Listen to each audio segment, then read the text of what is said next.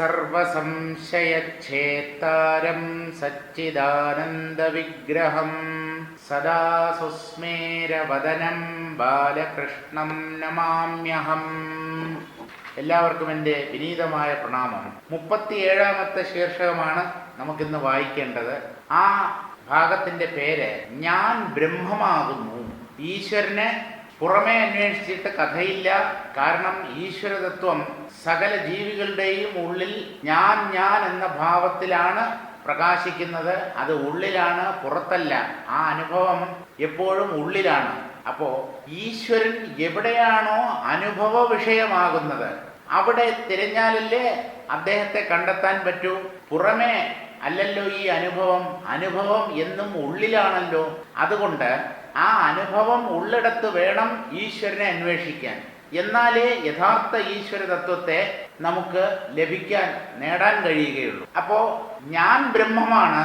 ഈ ബ്രഹ്മം എന്ന് പറഞ്ഞാലും ഭഗവാൻ എന്ന് പറഞ്ഞാലും ഈശ്വരൻ എന്ന് പറഞ്ഞാലും ആത്മാവെന്ന് പറഞ്ഞാലും എല്ലാം ഒന്നാണ്. ആ ഒരു തത്വം, ആ സത്യം, അത് ഞാനാണ് എന്ന അനുഭവമാണ് നമ്മൾ ഓരോരുത്തരും നേടേണ്ടത്. മനുഷ്യനായി ജനിച്ച ഓരോ വ്യക്തിയും ഈ സത്യത്തെ സാക്ഷാത്കരിച്ചാലാണ് ജീവിത ധന്യത അനുഭവിക്കാൻ പറ്റുക.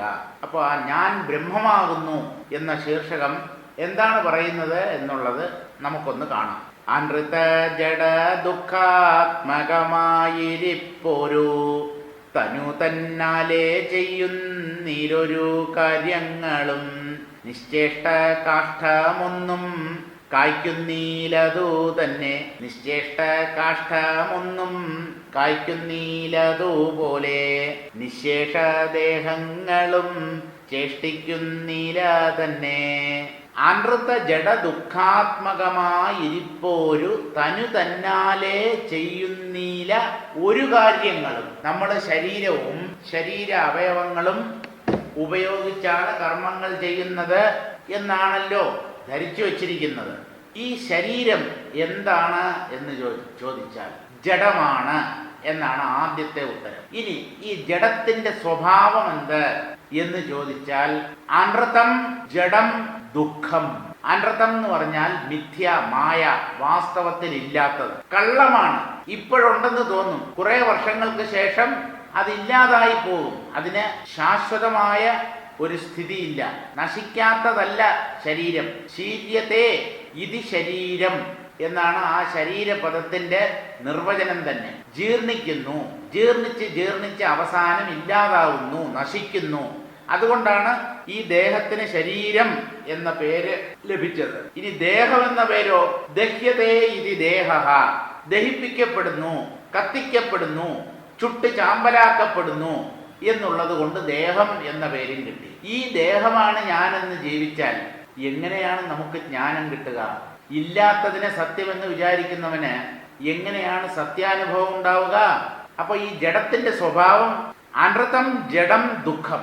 അനൃതം കള്ളം, യഥാർത്ഥത്തിൽ ഇല്ലാത്തത്, പക്ഷെ സത്യമെന്ന പോലെ തോന്നുന്നത്. ഇനി ജഡം ചേതനയില്ലാത്തത്. ഉള്ളിൽ ആ ചൈതന്യ സ്വരൂപൻ ഉള്ളത് കൊണ്ടാണ് ഈ ശരീരം ജീവനുള്ളതായി നിലനിൽക്കുന്നത്. ചേതന, ഉണർവ്, അത് ഈ ശരീരത്തിന് സ്വതവേ ഇല്ല. ആത്മസാന്നിധ്യത്താലാണ് ആ ചേതന ശരീരത്തിന് ഉള്ളതുപോലെ തോന്നുന്നത്. പിന്നെയോ ദുഃഖം. ഈ ശരീരം നമുക്ക് എന്നും ദുഃഖത്തെ മാത്രമേ പ്രദാനം ചെയ്തിട്ടുള്ളൂ. ഈ ശരീരം കൊണ്ട് സുഖിച്ചവരാരുമില്ല. അങ്ങനെയല്ല, ഞങ്ങൾ പല സുഖങ്ങളും ഈ ശരീരത്തെ ആശ്രയിച്ച് അനുഭവിച്ചിട്ടുണ്ട്. ആയിരിക്കാം, പക്ഷേ അതൊന്നും യഥാർത്ഥ സുഖമല്ല.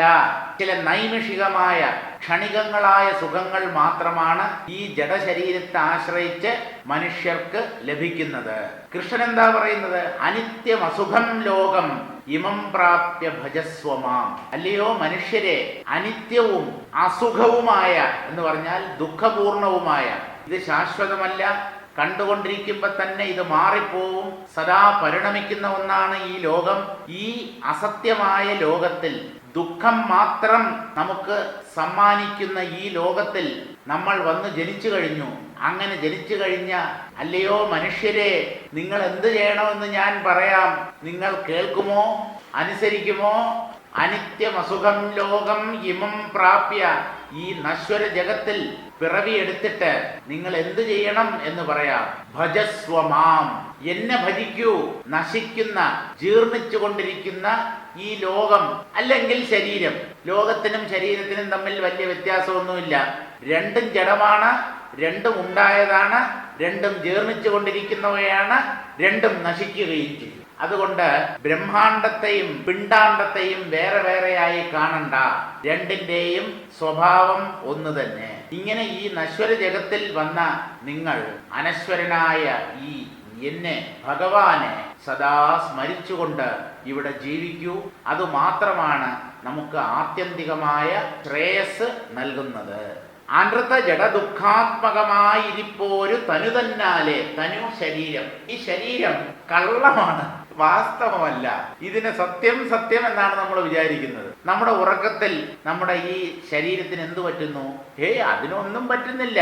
അത് കട്ടിലിലോ തറയിലോ അങ്ങനെ കിടക്കുന്നു, അനങ്ങുന്നില്ല. സ്വപ്നം വല്ലതും കണ്ട് നിലവിളിച്ചാലോ അല്ലെങ്കിൽ കയ്യോ കാലോ ആട്ടിയാലോ മാത്രമേ ഉള്ളൂ. അല്ലെങ്കിൽ ഉറങ്ങുന്നവന്റെ ശരീരം നിശ്ചലമായിരിക്കും. ആ ശരീരം വാസ്തവമല്ല, അത് ജഡമാണ് എന്നും ദുഃഖം മാത്രം നൽകുന്നതുമാണ്. അനൃത ജഡ ദുഃഖാത്മകമായിരിപ്പോരു തനു തന്നാലെ, ഈ ശരീരം കൊണ്ട് ചെയ്യുന്നീല ഒരു കാര്യങ്ങളും, ഒരൊറ്റ വ്യക്തിയും ഒരു ജീവനും ഈ ശരീരത്തെ വെച്ചുകൊണ്ടല്ല കർമ്മം ചെയ്യുന്നത്. കർമ്മത്തിന് കാരണം ഉള്ളിലുള്ള ചേതനനായ ആത്മാവാണ്. ശരീരം ഒരു ഉപാധി മാത്രം. ആത്മസാന്നിധ്യത്തിലാണ് ജഡമായ ശരീരം പ്രവർത്തിക്കുന്നത്. ശവശരീരം എന്തേ പ്രവർത്തിക്കുന്നില്ല? അതെന്തേ കർമ്മങ്ങൾ ചെയ്യുന്നില്ല? അത് ആള് മരിച്ചുപോയി. അതെ, ആരാണ് ഈ ആള്? ഒന്ന് പറയൂ. അയാളുടെ ശരീരം ജീവിച്ചിരിക്കുമ്പോൾ എങ്ങനെയായിരുന്നോ അതുപോലെ തന്നെയല്ലേ ഇപ്പൊ തെക്കോട്ട് തല വെച്ച് കിടത്തിയിരിക്കുന്നത്. ആ തലയുടെ ഭാഗത്ത് ഒരു നിലവിളക്കും കത്തിച്ച് വെച്ചിട്ടുണ്ടല്ലോ. എന്തിനാണ്? അകത്തുള്ള ചൈതന്യം ആ ശരീരത്തെ ഉപേക്ഷിച്ചു പോയി. ഇനിയിപ്പോ അകത്ത് ചൈതന്യമില്ല, അതുകൊണ്ട് പുറത്തൊരു വിളക്ക് കത്തിച്ചു വെക്കുന്നു. അത് ജഡമായി കഴിഞ്ഞു. നാം ജീവിച്ചിരിക്കുമ്പോഴും നമ്മുടെ ശരീരത്തിന്റെ ഉള്ളിൽ പ്രാണൻ സ്പന്ദിച്ചു കൊണ്ടിരിക്കുമ്പോഴും അത് ജഡമാണ് എന്ന സത്യം മറക്കാതിരിക്കുക. അത് ചേതനയുള്ളതായി തീരുന്നത് ഉള്ളിൽ ആ ചൈതന്യം, ആത്മാവ് ഉള്ളത് കൊണ്ടാണ്. അപ്പോൾ ഈ ശരീരത്തിന് കർമ്മം ചെയ്യാനുള്ള ശക്തിയില്ല. കാരണം അത് കല്ലോ മണ്ണോ മൺകട്ടയോ വിറകോ പോലെ ശുദ്ധജഡമാണ്. അതുകൊണ്ടാണ് തനു തന്നാലെ ചെയ്യുന്നീല ഒരു കാര്യങ്ങളും. ആരും ഇവിടെ സ്വന്തം ശരീരം ഉപയോഗിച്ച് ഒന്നും ചെയ്യുന്നില്ല. നിശ്ചേഷ്ട കാഷ്ഠമൊന്നും കായ്ക്കുന്നീല. അതുപോലെ നിശേഷ ദേഹങ്ങളും ചേഷ്ടിക്കുന്നീല തന്നെ. നിശ്ചേഷ്ട കാഷ്ഠം, ചലിക്കാത്ത വിറക് അല്ലെങ്കിൽ ചുള്ളിക്കമ്പ്, വെട്ടിയിട്ട തടി, വൃക്ഷ ശരീരത്തിൽ നിന്നും അടർത്തി മാറ്റപ്പെട്ട ചില്ല, കൊമ്പ്, എന്ത് വേണമെങ്കിലും വിചാരിച്ചോളൂ. അതാണ് നിശ്ചേഷ്ട കാഷ്ഠം. ചേഷ്ടിക്കാൻ കഴിവില്ലാത്ത, ജീവനില്ലാത്ത, മുറിച്ചു മാറ്റപ്പെട്ട ചില്ല, മരക്കൊമ്പ് അല്ലെങ്കിൽ തടി. ആ തടി കായ്ക്കുമോ?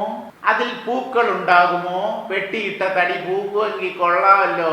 തടി വെട്ടി വീട്ടിൽ കൊണ്ടുവന്ന് വെച്ച് കഴിഞ്ഞാല് അതിൽ നിന്ന് പൂവും പിന്നീട് അതിൽ നിന്ന് കായുമൊക്കെ നമുക്ക് കരസ്ഥമാക്കാമല്ലോ.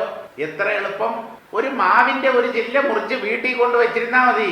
അല്പം വെള്ളം ഒഴിച്ചു കൊടുത്തു കഴിഞ്ഞാൽ അത് വേനൽക്കാലത്ത് പൂത്തുകൊള്ളും. ക്രമേണ അതിൽ നിന്ന് കണ്ണിമാങ്ങയും ഉണ്ണിമാങ്ങയും അവസാനം വലിയ മാങ്ങയും മാമ്പഴവും ഒക്കെ കരസ്ഥമാക്കാം. പറ്റുമോ? കാരണം അതിന് ജീവനില്ല, അത് ജഡമാണ്. ഇതുപോലെ തന്നെയാണ് നമ്മുടെ ശരീരവും. നിശ്ചേഷ്ട കാഷ്ഠമൊന്നും കായ്ക്കുന്നില്ല, അതിലൊന്നും കാഫലം ഉണ്ടാവുന്നില്ല. അതുപോലെ നിശേഷ ദേഹങ്ങളും ചേഷ്ടിക്കുന്നീല തന്നെ. ജഡമായ ശരീരം ഒരിക്കലും ചലിക്കുകയില്ല, കർമ്മങ്ങൾ ചെയ്യുകയില്ല. അതിനുള്ള ശക്തി ജഡത്തിനില്ല. സർവസാക്ഷിയായി, സനാതനനായി, സർവാത്മാവായി, നിർവികാരിയായുള്ളോരീശ്വരൻ കൂടസ്ഥനായി, തന്നുള്ളിലിരിക്കയാൽ താൻ തന്നെ സൃഷ്ട്യാദികൾ മൂന്നും ചെയ്യുന്നു ദേഹം. ഞാനല്ല ശിവൻ അഹം. ഇങ്ങനെ വിചാരിച്ചു കണ്ടാലും ആത്മാവിനെ, അന്യമെന്നുള്ള ഭാവം അകലെ കളഞ്ഞാലും. എന്തു വേണം?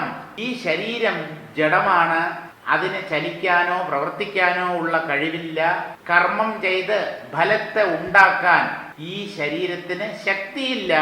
പിന്നെ ഈ കർമ്മം ചെയ്യുന്നതും ആ കർമ്മത്തിന് ഫലം നേടുന്നതുമൊക്കെ ആരാ?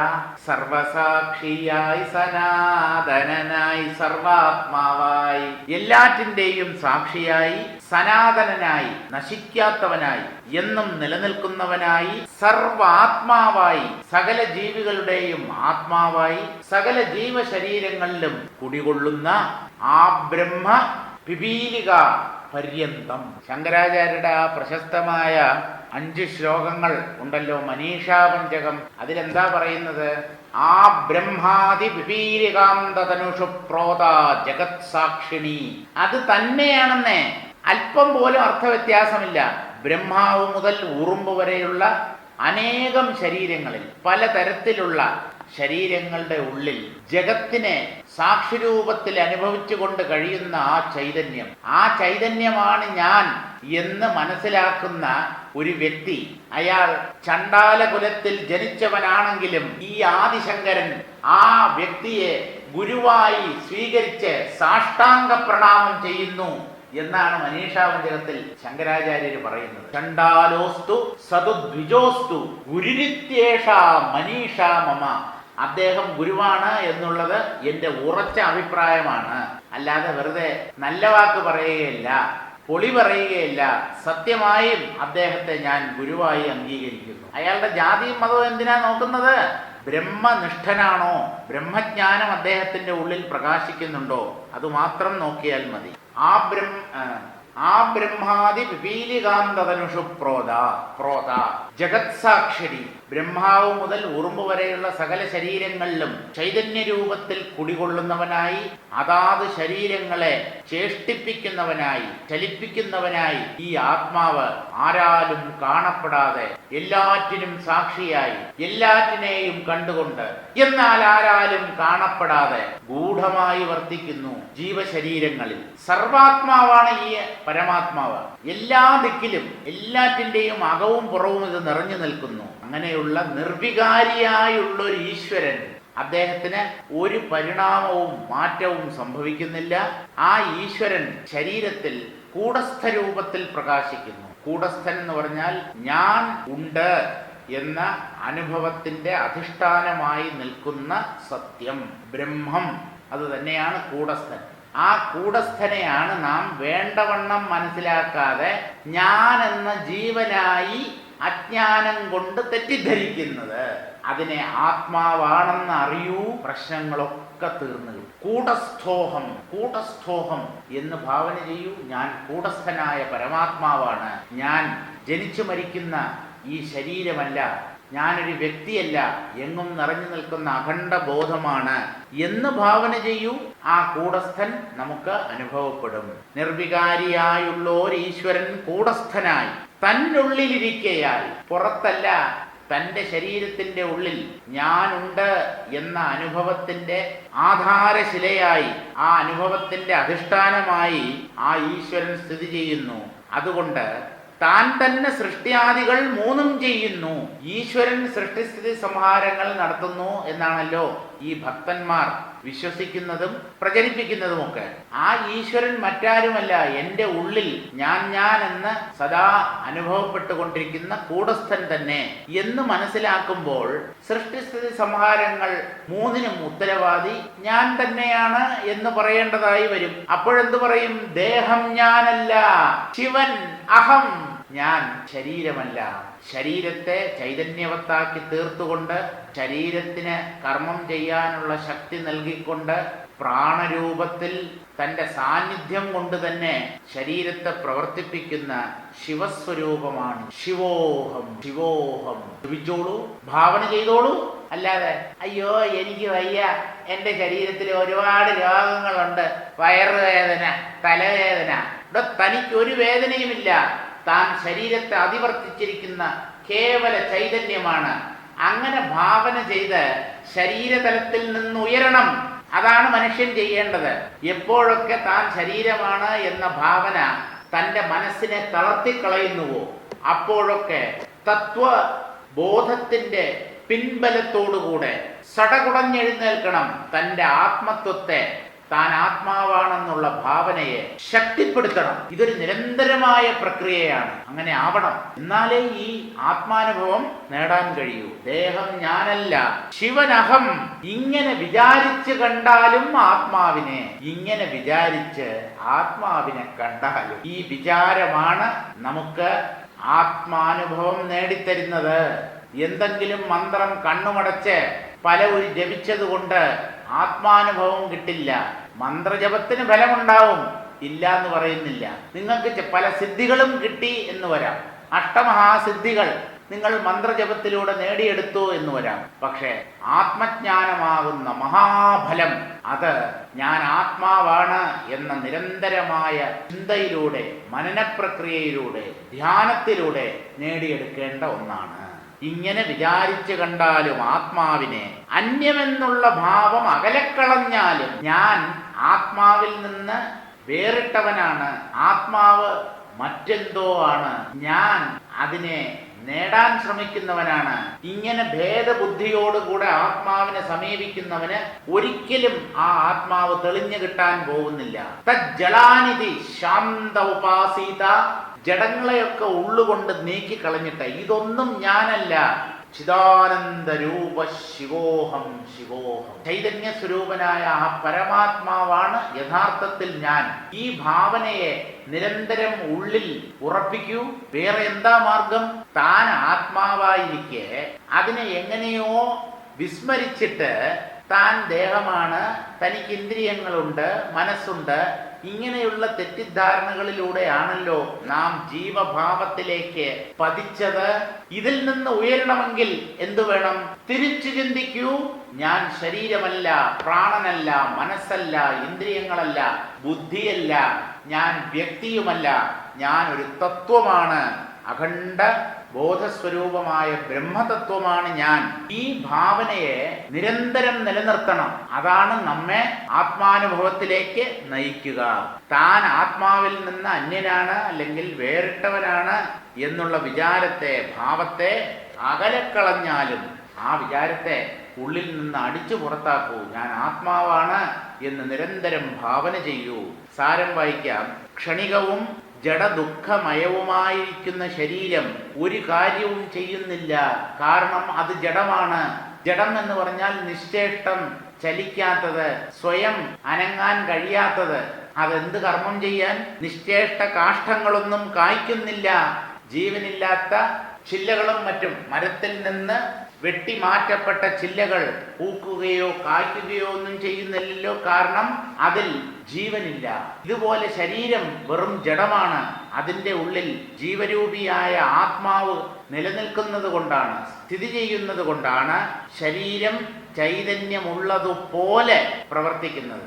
വാസ്തവത്തിൽ ചൈതന്യമില്ല. ചൈതന്യ സാന്നിധ്യത്തിൽ ശരീരം സചേതനമായി പ്രവർത്തിക്കുന്നു. അതുപോലെ ദേഹങ്ങളും നിശേഷം അണുവിട പോലും ചേഷ്ടിക്കുന്നില്ല. എല്ലാ ശരീരങ്ങളും ജഡങ്ങളാണ്. പിന്നെ ഈ ശരീരം കർമ്മം ചെയ്യുന്നത് എങ്ങനെ, ചലിക്കുന്നത് എങ്ങനെ? പലതരം തൊഴിലുകൾ ചെയ്യുന്നു, പല കർമ്മങ്ങളും ചെയ്യുന്നു. ജീവികളും മനുഷ്യരും മൃഗങ്ങളും എല്ലാവരും തന്നെ. ഈ കർമ്മത്തിന് ആരാ ഉത്തരവാദി? ശരീര അന്തർഭാഗത്ത് സ്ഥിതി ചെയ്യുന്ന ചൈതന്യം. സർവസാക്ഷിയായി, സനാതനനായി, സർവാത്മാവായി, നിർവികാരിയായിട്ടിരിക്കുന്ന ഈശ്വരൻ കൂടസ്ഥനായി തൻ്റെ ഉള്ളിൽ സ്ഥിതി ചെയ്യുകയാൽ താൻ തന്നെ സൃഷ്ടിയാദികൾ മൂന്നും ചെയ്യുന്നു. കൂടസ്ഥൻ എന്ന വാക്കിന്റെ അർത്ഥം കൂടം പോലെ സ്ഥിതി ചെയ്യുന്നവൻ എന്നാണ്.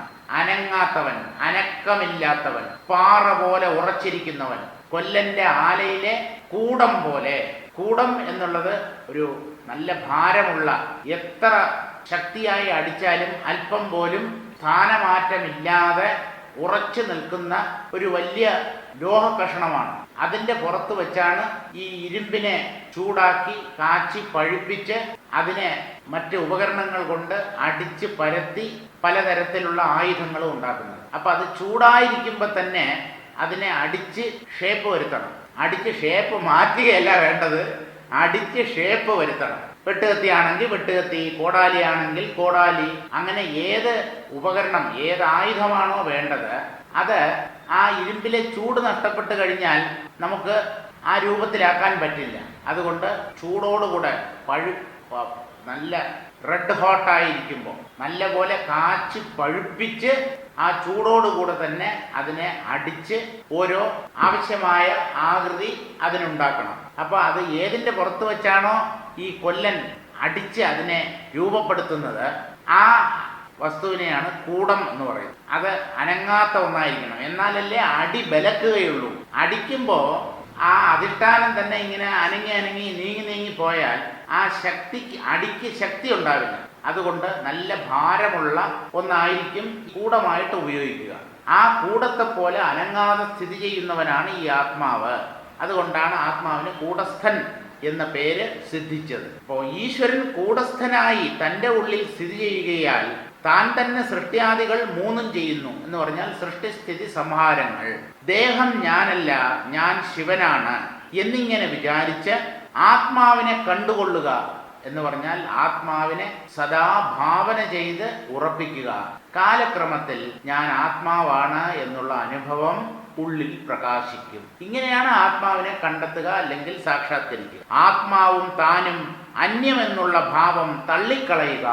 ആരാണോ ഭേദബുദ്ധിയോടുകൂടെ ഈ ആത്മാവിനെ സമീപിക്കുന്നത് അയാൾക്കൊരിക്കലും ആത്മജ്ഞാനം ലഭിക്കാൻ പോകുന്നില്ല. എന്തുകൊണ്ട്? എന്താണ് ഈ ആത്മജ്ഞാനം?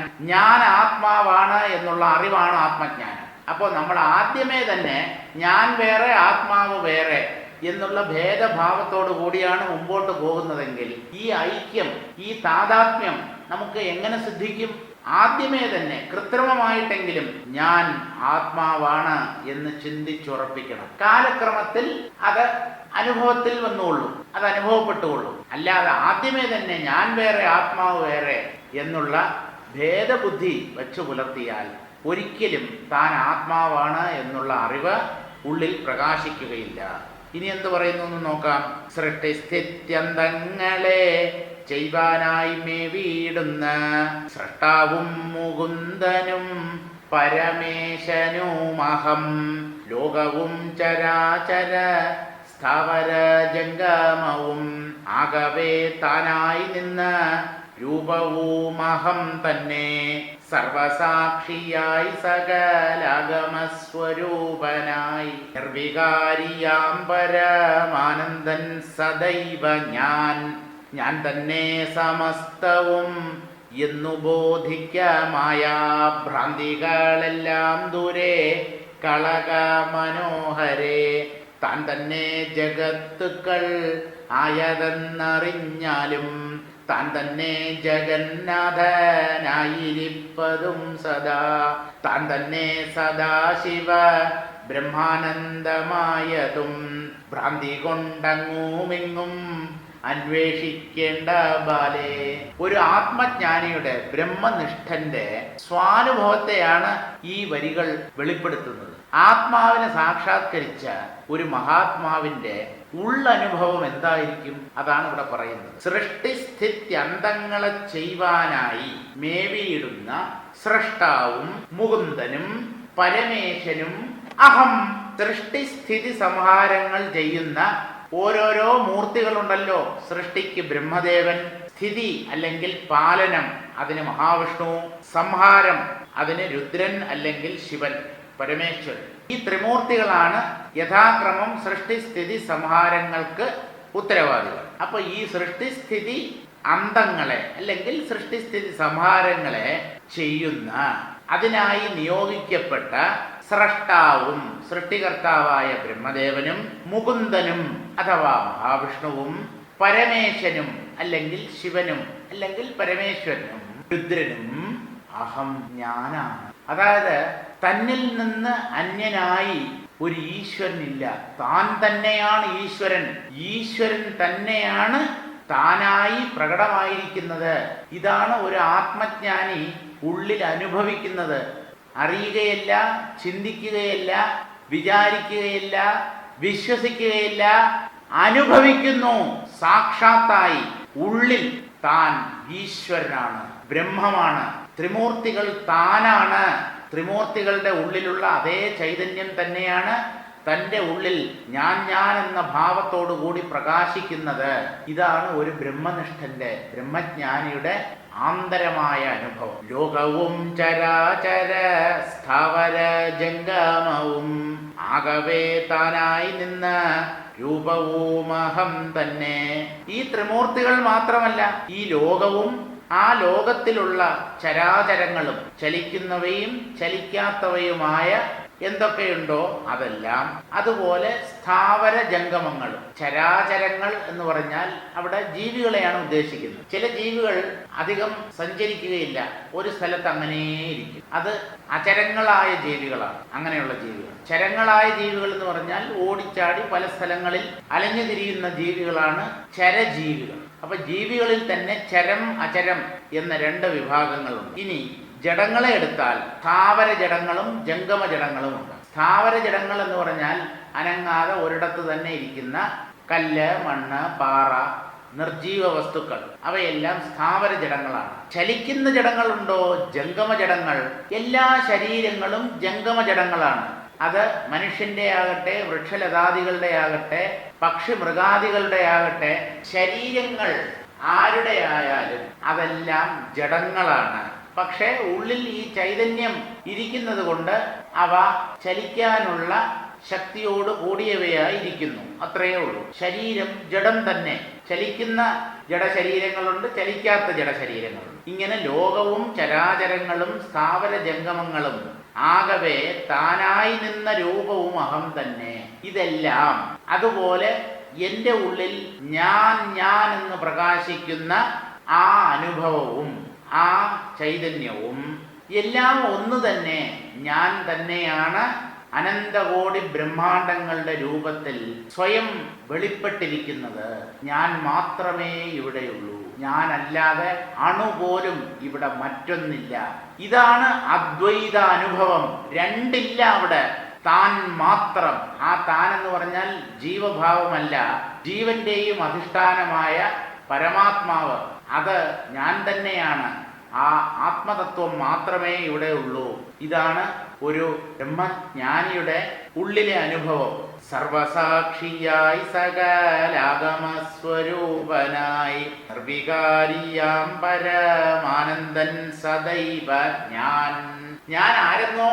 ഞാൻ ബ്രഹ്മമാണ്. സർവസാക്ഷിയായി, എല്ലാറ്റിനും സാക്ഷിയാണ് ഞാൻ. എല്ലാറ്റിനെയും അനുഭവിക്കുന്നത് ഞാൻ ഉള്ളത് കൊണ്ടാണ്. ലോകത്ത് ആര് എവിടെ എപ്പോൾ എന്തിനെ അനുഭവിച്ചാലും ആ അനുഭവത്തിന്റെ പുറകിൽ ഈ ചൈതന്യമാണെന്ന് ഉറപ്പിച്ചോളുക. അതുകൊണ്ട് എല്ലാറ്റിനെയും അറിയുന്നവൻ, ഉണരുന്നവൻ, അനുഭവിക്കുന്നവൻ ഈ ആത്മാവാണ്. അതുകൊണ്ട് ഞാൻ സർവ്വതിനും സാക്ഷിയാണ്, സർവസാക്ഷിയാണ്. സകല ആഗമസ്വരൂപനായി വേദങ്ങൾ കീർത്തിക്കുന്നത്, പുകഴ്ത്തുന്നത് എന്നെയാണ്. വേദമന്ത്രങ്ങൾ ദേവന്മാരെ സ്തുതിക്കുന്നു, അതുപോലെ പരമാത്മാവിനെ കീർത്തിക്കുന്നു, പ്രകീർത്തിക്കുന്നു. ഈ ദേവനും പരമാത്മാവും എല്ലാം എൻ്റെ തന്നെ വിഭിന്ന രൂപങ്ങളാണ്.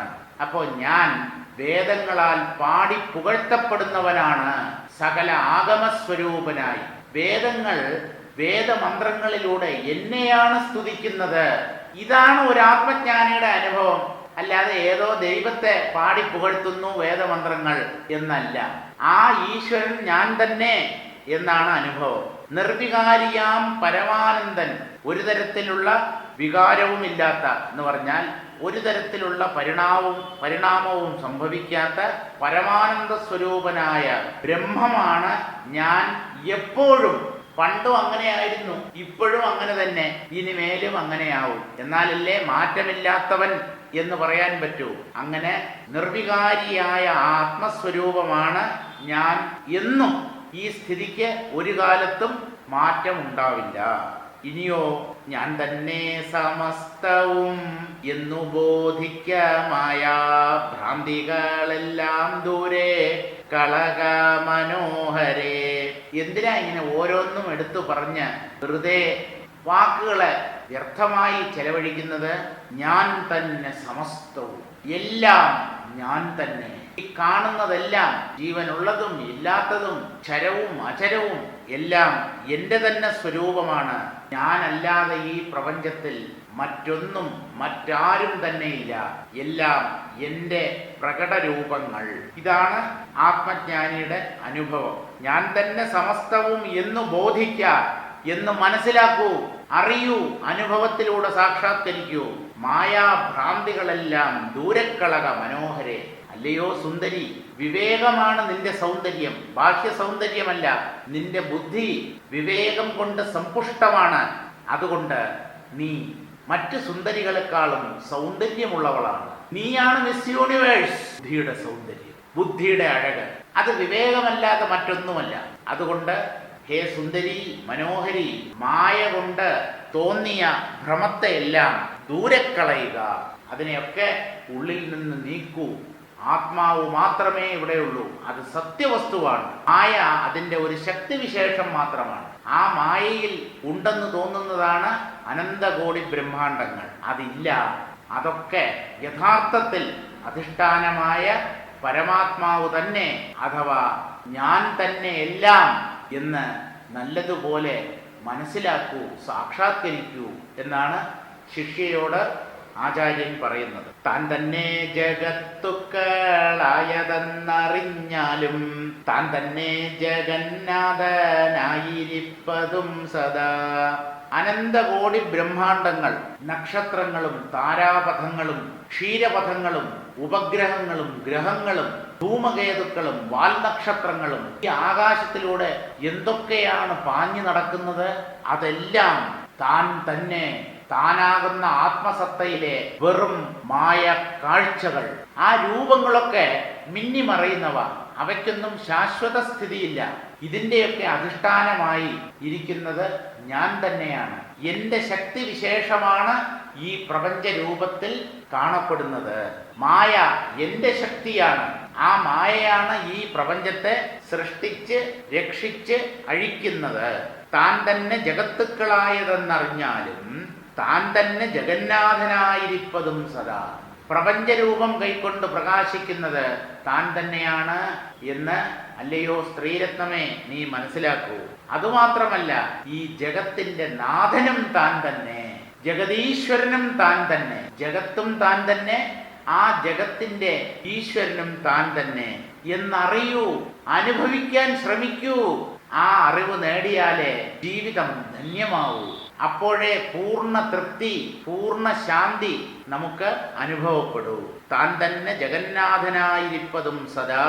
താൻ തന്നെ സദാശിവ ബ്രഹ്മാനന്ദമായതും ഭ്രാന്തി കൊണ്ടങ്ങുമെങ്ങും അന്വേഷിക്കേണ്ട ബാലേ.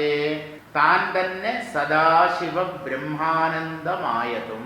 ഞാൻ തന്നെയാണ് സദാശിവനായ, അല്ലെങ്കിൽ സദാ മംഗളസ്വരൂപത്തോടു കൂടിയ ബ്രഹ്മാനന്ദമായിരിക്കുന്നത്. ബ്രഹ്മത്തിന്റെ സ്വരൂപം തന്നെ ആനന്ദമാണ്. അപ്പോൾ ബ്രഹ്മം എന്ന് പറഞ്ഞാലും ആനന്ദം എന്ന് പറഞ്ഞാലും ബ്രഹ്മാനന്ദം എന്ന് പറഞ്ഞാലും എല്ലാം ഒന്ന് തന്നെ. നമ്മൾ മലയാളത്തിൽ പറയാറില്ലേ, പാലെന്ന് പറഞ്ഞാലും വെള്ളം എന്ന് പറഞ്ഞാലും പാലും വെള്ളം എന്ന് പറഞ്ഞാലും ഒരേ കാര്യം തന്നെയാണ്. ഒരു ഗ്ലാസ് പാല് എന്ന് ചോദിച്ചാലും ഒരു ഗ്ലാസ് വെള്ളം എന്ന് ചോദിച്ചാലും ഒരു ഗ്ലാസ് പാലും വെള്ളം എന്ന് ചോദിച്ചാലും നമുക്ക് കടക്കാരനിൽ നിന്ന് കിട്ടുന്നത് ഒരേ സാധനം തന്നെയാണ്, വ്യത്യാസമില്ല.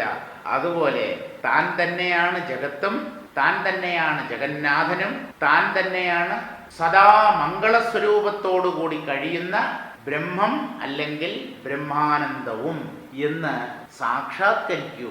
അതിനുള്ള ശ്രമം തുടരൂ, ഇനിയും വൈകിക്കരുതേ എന്നാണ്. എത്രയും പെട്ടെന്ന് ഈ സത്യം അനുഭവപ്പെടണം.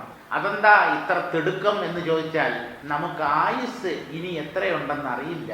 നമുക്കറിയാമോ നമ്മൾ ഇനി എത്ര ദിവസം അല്ലെങ്കിൽ എത്ര കൊല്ലം കൂടെ ജീവിച്ചിരിക്കും? അടുത്ത സെക്കൻഡിനെ ഗ്യാരണ്ടി ഇല്ല. എപ്പോൾ വേണമെങ്കിലും മരണം നമ്മെ സമീപിക്കാം. അതിനു മുൻപ് ഈ സത്യം സാക്ഷാത്കരിക്കപ്പെടണം. ഈ സത്യത്തെ സാക്ഷാത്കരിച്ചതിന് ശേഷം വേണം ശരീരത്തെ വിടാൻ. അപ്പോൾ അത് ശരീരം നിലംപതിക്കുന്നതിന് മുമ്പേ തന്നെ നേടണം. അത് എത്രയും പെട്ടെന്ന് വേണം. കാരണം നമുക്ക് സമയമില്ല. സമയമായില്ല എന്ന് പറയരുത്. നമ്മുടെ പക്കൽ സമയമില്ല എന്നുള്ള സത്യം മനസ്സിലാക്കി ഊർജ്ജസ്വലതയോടുകൂടെ, ഉത്സാഹത്തോടുകൂടെ, ആത്മധൈര്യത്തോടുകൂടെ ഈ ആത്മാവിനെ സാക്ഷാത്കരിക്കാൻ നമുക്ക് സർവശക്തിയും പ്രയോഗിച്ച് പരിശ്രമിക്കാം. ഇതായിരിക്കണം നമ്മുടെ ഉള്ളിലെ വിചാരം. അല്ലാതെ ഭീരുക്കളായി പോകരുത്, തളർന്നു പോകരുത്. എനിക്ക് ഒരുപാട് പ്രായമായി, ഇനി ഞാൻ എന്ത് ചെയ്യാൻ എന്നുള്ള ചിന്തയൊന്നും നമ്മെ അലട്ടാൻ നാം ഒരിക്കലും അനുവദിക്കരുത്. പ്രത്യേകിച്ചും വൃദ്ധരായ സാധകന്മാർ, വൃദ്ധരായ മുമുക്ഷുക്കളുണ്ട് നമ്മുടെ ഇടയിൽ. അവർക്ക് പലപ്പോഴും ഒരു വിഷമം വരും. 60-70 വയസ്സായി, ഇനി ഞാൻ എന്ന് തത്വവിചാരം ചെയ്ത് ഈ ആത്മാവിനെ സാക്ഷാത്കരിക്കാനാണ്? ആയുസ് ഏതാണ്ട് തീരാറായി, കുഴിയിൽ കാലും നീട്ടിയിരിക്കുകയാണ്. ഇനി സത്സംഗത്തിൽ വന്നിരുന്ന് എന്തെങ്കിലും പ്രയോജനം കിട്ടുമെന്ന് കരുതാൻ പറ്റുമോ? ഒരിക്കലും അങ്ങനെ വിചാരിക്കരുത്, ഒരിക്കലും വിചാരിക്കരുത്. നമ്മുടെ തലവര എന്താണെന്ന് നമുക്കറിയില്ല. എപ്പോഴാണ് ഈ ആത്മതത്വം ഉള്ളിൽ പ്രകാശിക്കുക എന്ന് പറയാൻ പറ്റില്ല. വയസ്സും ശരീരത്തിന്റെ ക്ഷീണവും ഒന്നും ഈ ആത്മജ്ഞാനത്തിന് ഒരു വിലങ്ങുതടിയേ അല്ല. ഇത് ശരീര അതിവർത്തിയായ സത്യമാണ്. ശരീരത്തിന്റെ ക്ഷീണമോ വയസ്സോ ഒന്നും ഇതിനെ ബാധിക്കുന്നില്ല. നിങ്ങൾക്ക് ധൈര്യമുണ്ടോ? ഈ ആത്മാവിനെ കണ്ടെത്തണം, സാക്ഷാത്കരിക്കണം എന്നുള്ള കലശലായ ആഗ്രഹം നിങ്ങളുടെ ഉള്ളിലുണ്ടോ? അത് മാത്രം മതി. മറ്റുള്ളതൊക്കെ അനുകൂലമായിക്കോളും. പേടിക്കണ്ട. ബാലകൃഷ്ണൻ നായർ സാർ ഒരിക്കൽ പറഞ്ഞു, പേടിക്കണ്ട, ഞാൻ ഒപ്പമുണ്ട്. എന്നോടല്ല പറഞ്ഞത്, എൻ്റെ ഒരു സുഹൃത്തിനോട് പറഞ്ഞതാണ്. താങ്കൾ ഒരിക്കലും ഭയപ്പെടണ്ട. ആ സുഹൃത്തിന്റെ തോളിൽ തട്ടിക്കൊണ്ട് പറഞ്ഞതാണ്, ഞാൻ എപ്പോഴും നിങ്ങളുടെ കൂടെ ഉണ്ട്. സാർ ഉണ്ടോ ഇപ്പൊ നമ്മുടെ കൂടെ? ഇല്ലാന്ന് നിങ്ങൾക്ക് എങ്ങനെ പറയാൻ പറ്റും? നിങ്ങളുടെ ഉള്ളിൽ ഞാൻ എന്ന രൂപത്തിൽ പ്രകാശിക്കുന്ന ആ ചൈതന്യം തന്നെയാണ് ബാലകൃഷ്ണൻ നായർ സാർ. അത് സാക്ഷാത്കരിച്ച ഒരു മഹാത്മാവായിരുന്നു അദ്ദേഹം. അതുകൊണ്ട് അദ്ദേഹത്തിന്റെ ശരീരം പോയിപ്പോയാലും ആ ചൈതന്യം എന്ന രൂപത്തിൽ സകല ജീവരാശികളുടെയും ഹൃദയത്തിൽ അദ്ദേഹം കുടികൊള്ളുന്നു. കാരണം അദ്ദേഹം ആത്മാവാണ്, ബ്രഹ്മമാണ്. അപ്പോൾ ഞാൻ എപ്പോഴും നിങ്ങളുടെ കൂടെയുണ്ട് എന്ന് പറഞ്ഞത് കള്ളമാവാൻ പറ്റുമോ? പരമസത്യമല്ലേ അദ്ദേഹം പറഞ്ഞത്. ചിരിച്ചുകൊണ്ടാണ് പറഞ്ഞത്. നമുക്ക് തോന്നും നമ്മെ ആശ്വസിപ്പിക്കാൻ പറഞ്ഞതാണെന്ന്. ഒരിക്കലുമല്ല. സത്യദർശികൾ ഒരിക്കലും കള്ളം പറയാറില്ല. അവർക്ക് ഭംഗിവാക്കുകൾ പറയാൻ അറിയില്ല. അവർ പറയുന്നത് പരമസത്യമായിരിക്കും. നമുക്ക് പലതും ദഹിച്ചില്ല എന്ന് വരും. അത് നമ്മുടെ കുറ്റമാണ്. താൻ തന്നെ സദാശിവ ബ്രഹ്മാനന്ദമായതും താൻ തന്നെയാണ് ആ ആത്മവസ്തു, പരബ്രഹ്മം, എങ്ങും നിറഞ്ഞു നിൽക്കുന്ന ആ പരമാത്മതത്വം. ഭ്രാന്തി കൊണ്ട് അങ്ങും ഇങ്ങും അന്വേഷിക്കേണ്ട ബാലെ. വെറുതെ അജ്ഞാനത്തിന് വശംവദരായി, ഭ്രമത്തിന് വിധേയരായി, മായയാൽ മോഹിതരായി, പുറമെ അവിടെയും എവിടെയും അന്വേഷിച്ച് നടന്ന് ആയുസ്സിനെ പാഴാക്കേണ്ട കാര്യമില്ല. പാഴാക്കി കളയരുത് എന്നാണ് പറയുന്നത്. അങ്ങും ഇങ്ങും അന്വേഷിക്കേണ്ട ബാലേ, അല്ലയോ പെൺകുട്ടി. ചിലപ്പോ വാത്സല്യം മുഴുക്കുമ്പോ ബാലേ എന്നൊക്കെയാവും വിളിക്കുക. ചിലപ്പോ സ്ത്രീരത്നമേ എന്നൊക്കെ ആയിരിക്കും വിളിക്കുക, ഉത്തമേ എന്നൊക്കെ വിളിക്കും. അവിടെ വയസ്സൊന്നും പ്രശ്നമല്ല. ആചാര്യന്റെ മുമ്പിൽ എത്തിപ്പെടുന്ന എത്ര പ്രായമായ ആളായാലും അദ്ദേഹത്തിന് സ്വന്തം കുഞ്ഞുങ്ങളെ പോലെയാണ്. ആ ഒരു വാത്സല്യത്തോടു കൂടെ ആവും ആചാര്യന്മാർ ശിഷ്യന്മാരെ കാണുക. സാരം വായിക്കാം. അല്ലയോ മനോഹരെ, സൃഷ്ടിസ്ഥിതി സംഹാരങ്ങളെ ചെയ്യാൻ കഴിയുന്ന സ്രഷ്ടാവും അഥവാ ബ്രഹ്മദേവനും മുകുന്ദനും അഥവാ വിഷ്ണുവും പരമേശ്വരനും, സംഹാര രുദ്രൻ, സംഹരിക്കുന്ന ദേവൻ ശിവനാണല്ലോ, ആ ശിവനും ഞാൻ തന്നെയാണ്. ലോകവും ചരാചരങ്ങളും സ്ഥാവര ജംഗമ വസ്തുക്കളും എന്നു വേണ്ട സമസ്തവും താനായി നിന്ന രൂപവും ഞാൻ തന്നെ. സർവസാക്ഷിയായി സകലാഗമ സ്വരൂപനായി നിർവികാരിയാകുന്ന പരമാനന്ദനും ദൈവവും ഞാനാണ്. സമസ്തവും ഞാൻ തന്നെ എന്ന് ബോധിച്ചുകൊള്ളുക. മായാഭ്രാന്തികളെല്ലാം ദൂരക്കളയുക. ഹേ ബാലെ, താൻ തന്നെ ജഗത്തുക്കൾ ആയതെന്നറിഞ്ഞാലും താൻ തന്നെയാണ് എപ്പോഴും ജഗന്നാഥനായിരിക്കുന്നതും താൻ തന്നെ സദാശിവ ബ്രഹ്മാനന്ദനായതും അല്ലെങ്കിൽ ബ്രഹ്മാനന്ദമായതും ആകയാൽ ഭ്രാന്തി കൊണ്ട് അങ്ങുമിങ്ങും അന്വേഷിക്കേണ്ട. പരമസത്യം പറയുമ്പോൾ പലതും നമുക്ക് നമ്മുടെ അല്പമായ ബുദ്ധിക്ക് ഉൾക്കൊള്ളാൻ പറ്റാത്തതായിരിക്കും. പക്ഷേ സത്യം സത്യമല്ലാതാവുന്നില്ല. നീ ബ്രഹ്മമാണ് എന്ന് ആചാര്യൻ ശിഷ്യനെ നോക്കി ഉപദേശിക്കുമ്പോൾ അത് സത്യമാണ്. ശിഷ്യന് പെട്ടെന്ന് ഉൾക്കൊള്ളാൻ പറ്റത്തില്ലായിരിക്കും. കുഴപ്പമില്ല, ആചാര്യൻ സത്യമാണ് പറയുന്നത് എന്ന് വിശ്വസിച്ച് ആ വാക്കുകളെ പിന്തുടർന്നാൽ മാത്രം മതി ആ ആത്മാനുഭവത്തിൽ എത്തിച്ചേരാൻ. അങ്ങനെ ആ ശീർഷകം പര്യവസാനിക്കുന്നു. 37ാമത്തെ ശീർഷകമായ ഞാൻ ബ്രഹ്മമാകുന്നു എന്ന ചെറിയ ശീർഷകം അങ്ങനെ അവസാനിക്കുന്നു.